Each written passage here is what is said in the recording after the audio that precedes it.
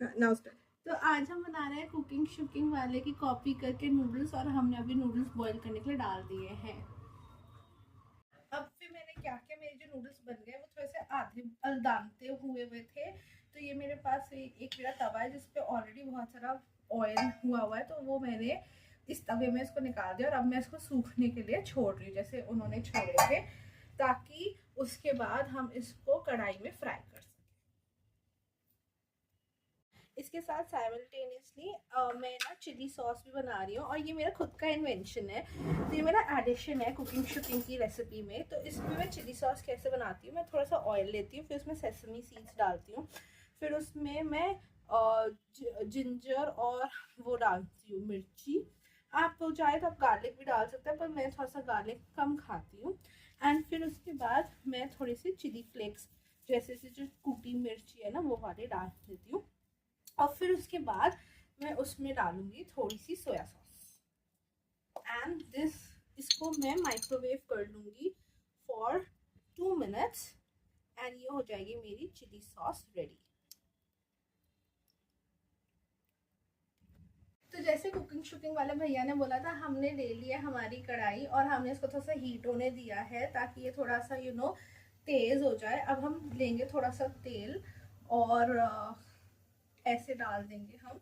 ये ज़्यादा हो गया थोड़ा सा तेल, बट इट्स ओके। अब हमारे पास ये है हमारी संडासी और हम इसको ऐसे घुमा देंगे,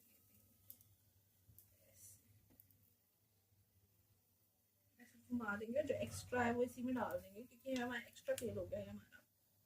बट इस तेल में हमें क्या करना है, हमें इतना ही तेल लेना था। और जो उन्होंने बोला था कि अच्छे से इसको ना ग्रीस करना चाहिए, मतलब जो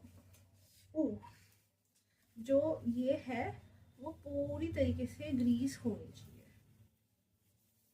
तो ये हमने कर लिया है, और फिर अब हम डालेंगे ये। तो मैं हाथ से लेके डाल रही हूँ, आप चमचे का इस्तेमाल कीजिएगा। और मैंने डाल दिए हैं, और ये जो मेरे नूडल है ये मेरे तवा पे लगे हुए जो तेल था वो वाला है, और मैं बस इनको फ्राई कर धीरे धीरे। तो मैंने एक बैच बनाया है, फिर मैं दूसरा बैच कर लूँगी क्योंकि थोड़े से मेरे नूडल्स ज़्यादा है। और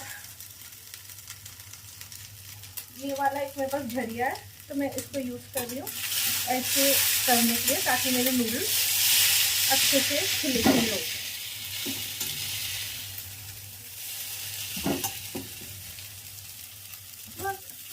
सेकेंड बैच है उसको मैं तवे पे ही कर रही हूँ, तो मैं तवे पे ही उसको जैसे गरम कर रही हूँ। तो एक मेरा कढ़ाई में हो रहा है और एक मेरा तवे पे हो रहा है। इससे क्या है, मेरी कुकिंग स्पीड अप भी हो जाएगी, और मेरा जो तवा पे जो तेल था वो भी मुझे लग रहा है मेरा यूज़ हो जाएगा। काफ़ी अच्छे से ग्रीस्ड था मेरा तवा।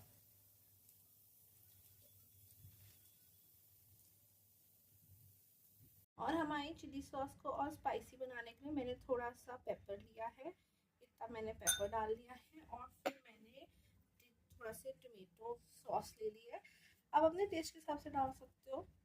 एंड अब हम इसको माइक्रोवेव कर देंगे फॉर 2 मिनट्स। अब हमारी गाजर मुझे लग रहा है सेमी हो गई है, थोड़ी थोड़ी हो गई है। तो अब हम शुरू करते हैं बाकी की वेजिस डालना। तो मेरे पास अनियन है और कैबेज है, तो मैं दोनों ही डाल रही हूँ, और मैंने सारी डाल दी है।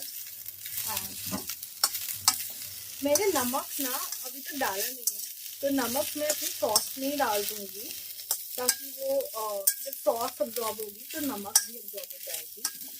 बट बाकी अभी ये ऐसा है, और मेरे पास स्प्रिंग अनियंस ही है, तो मैं ऊपर से डाल दूँगी ताकि उससे टेस्ट अच्छा आए।